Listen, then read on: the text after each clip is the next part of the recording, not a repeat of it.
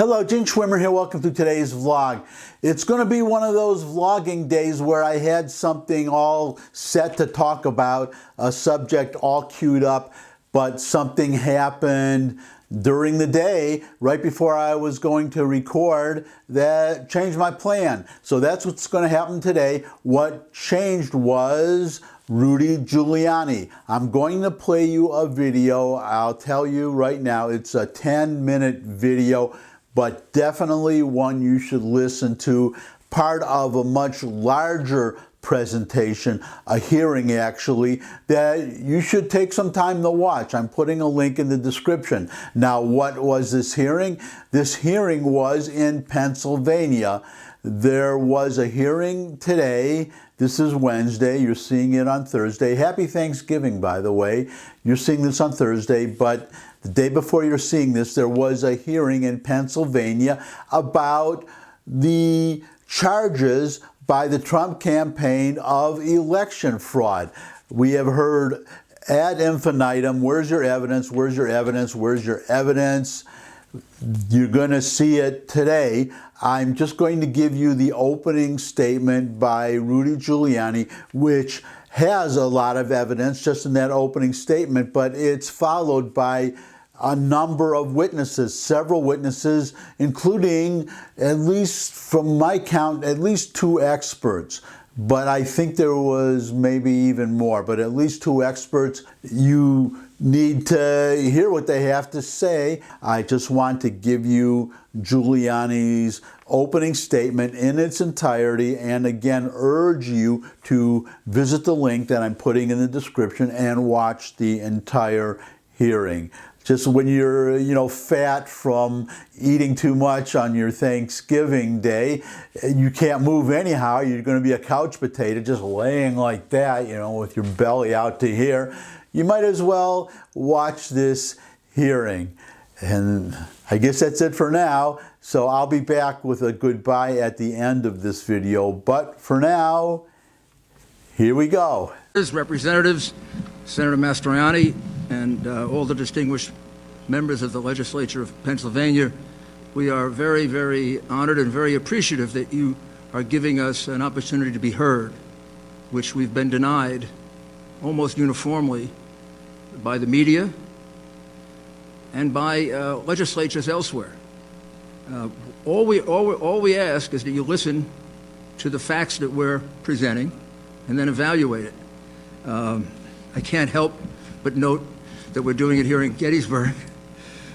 Over 156 years ago, the fate of our country hung in the balance right here on this hallowed ground for 3 relentless days of bloody close combat between 2 armies that lost over 50,000 casualties.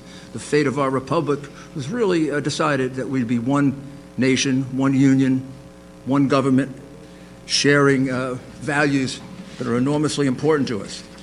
And I don't want to overstate it, but I do believe that those values are at stake, not only in this election, but in the way this election was conducted and in what we're going to do about it. Because if we allow elections in the future to be conducted the way this election was conducted, we will have lost our democracy, our representative democracy.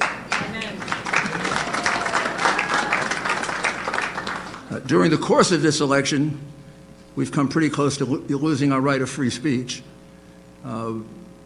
There's been censorship that I've never seen before, of an incredible nature by big tech, big networks, big companies.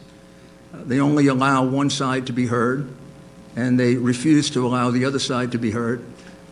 It's almost as if they're afraid the American people, if they should learn these facts, will find out just who they are and what they're about. This voter fraud that took place, which, as you will see from the witnesses that we call, had several dimensions to it, several different ways in which it was done. The most dangerous thing is it is very, very similar in at least 6 states that we've been able to study.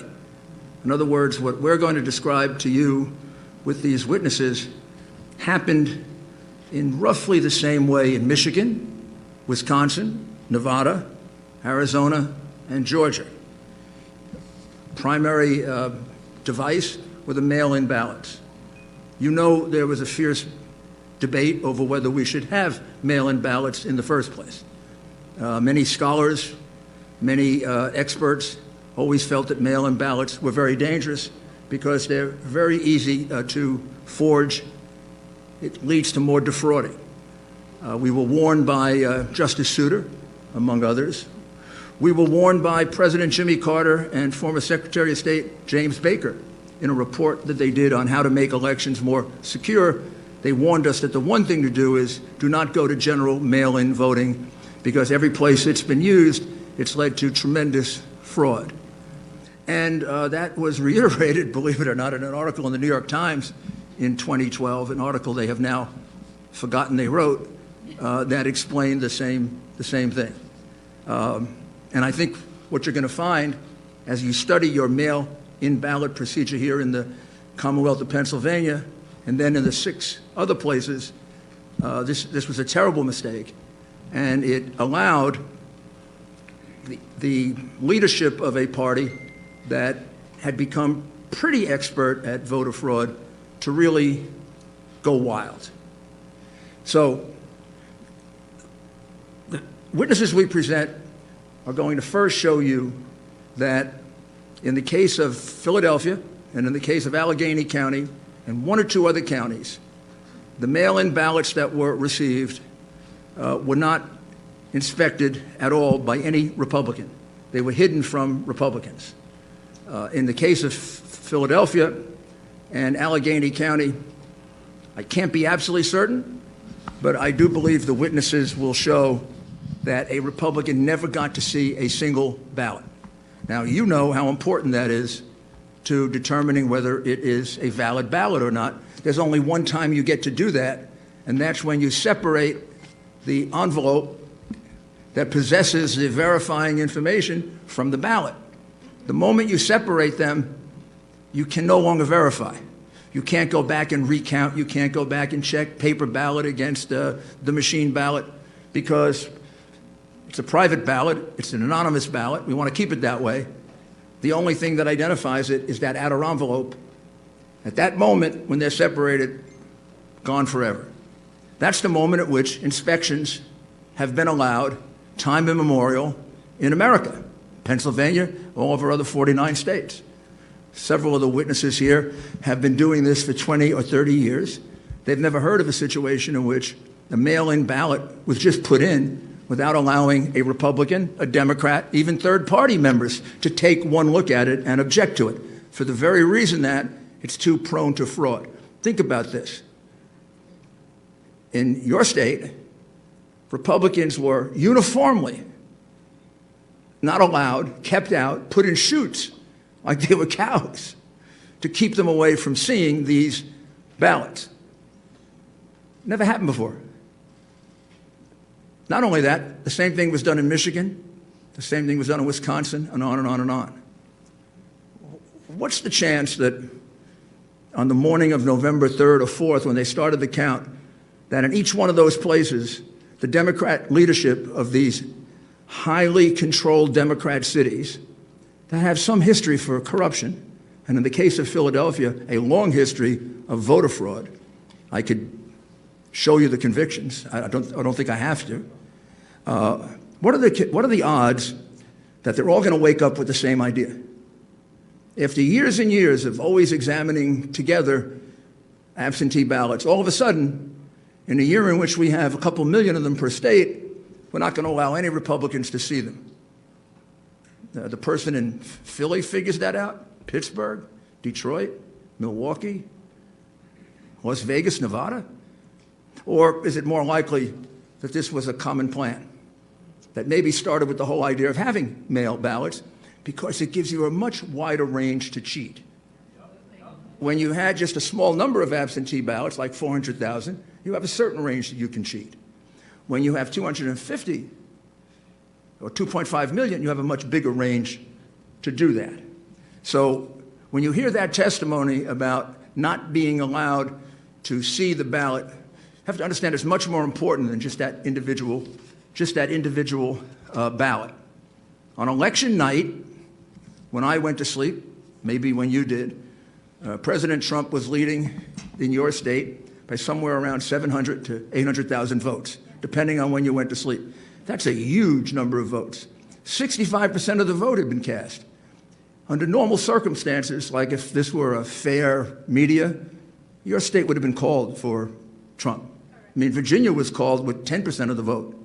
It turned out to be separated by 1%. I think we may have actually won Virginia, but that's another battle. Michigan, we were ahead by 300,000 votes. Wisconsin, more. Georgia, we were down to 90% and ahead. What are the odds that they all switched overnight? They just switched by the next day. I think you're going to see how that. Happened, and I think there are a couple of statistics that you have to really closely look at. I'll just mention them, and then we'll move on to the witnesses. We have calculated, and the evidence will show, that there were 682,770 mail-in ballots that were entered into your votes in just Allegheny County and in Philadelphia that were not observed by any single Republican. Those ballots could have all been for Joe Biden. They could have all been for someone else. They could have had no identifying data. They could have been from the same person. There could have been multiples of them. There could have been no name on them. We have no idea if that's true. And it will be very hard now to kind of put them together. We could ask, and you could subpoena, all of the outer envelopes. It'd be very interesting to take a look at the 682,770 outer envelopes. It'd be very interesting if they were kept. And it would be very interesting to see how many of them weren't filled out. But in any event, under the law of your state, which is set by you, those ballots are illegal. The judge, mistakenly in his opinion, said that we want to disenfranchise 6 million people. We don't want to disenfranchise anyone. We want to disqualify 682,000 votes so that 74 million people are not disenfranchised, because that's what happened by the cheating that went on here. I'll give you one other enormously puzzling statistic. You sent out in the state of Commonwealth of Pennsylvania 148 absentee or mail-in ballots. You received back 1.4 million approximately. However, in the count for president, you counted 2.5 million. I don't know what accounts for that 700,000 difference between the number of ballots you sent out and the number of ballots that ended up in the count. That number, 2,589,242, was on your government website until yesterday. And yesterday it was removed without explanation. I'm going to be very interested in hearing what the explanation is. And I can't imagine you could possibly certify without knowing the explanation to that, as well as the explanation to the 22,686 mail-in ballots that were returned on the day they were mailed. That's a trick. How about they were returned? How about 32,591 were returned the day after they were mailed? Another 20,000 were returned before they were mailed. Of course, I think this is a kind of a low count, and I guess the crooks in Philadelphia are disappointed in this. They only submitted 8,021 ballots from dead people, mail-in ballots for dead people. It's probably easier for dead people to submit mail-in ballots than it is to vote in person. You had about 30,000 of those. We're checking the records of the cemeteries around Philadelphia. You have 4,984 mail-in ballots that were never requested, and on and on and on and on. Your election, because of these two counties and maybe one other, is a sham. It's a disgrace to your state. And finally, I don't need to remind you of this. I think I need to remind America of this. The election for the President of the United States is not run by the governor of your state. It's not run by your election commissioner. The United States Constitution makes it clear who has the responsibility for running this election. Article 2, Section 1, Clause 2 of our Constitution doesn't say that ABC gets to call the winner or CNN. It says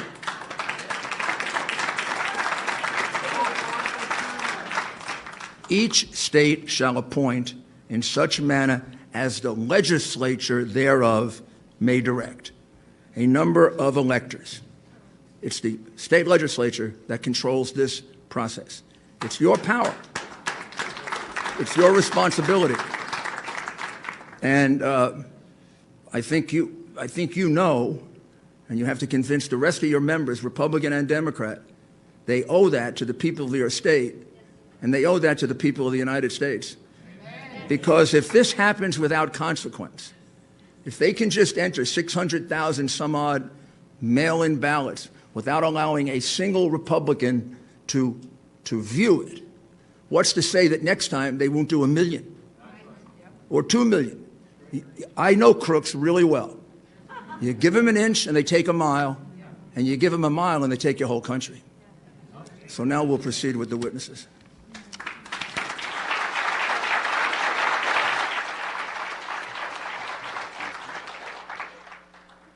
Welcome back. Again, I urge all of you to watch or at least listen to the entire hearing. I also urge everybody to, well, have a fantastic Thanksgiving, and in the course of having a fantastic Thanksgiving, you can give me a fantastic Thanksgiving by giving me a thumbs up if you like this video. Share it with anybody you think would also like the video. Got any comments? Comment section below the video where you can put questions, suggestions for future topics. You could subscribe. I love getting subscribers. You could visit my music channel of fantastic, great listening original music by yours truly. There is a link in the description. You could also just understand how much I appreciate everybody spending time with me. I really appreciate the time you spend with me. Most of all, come back and see me again. I look forward to seeing all of you again. And until I do see all of you again after a wonderful Thanksgiving, bye.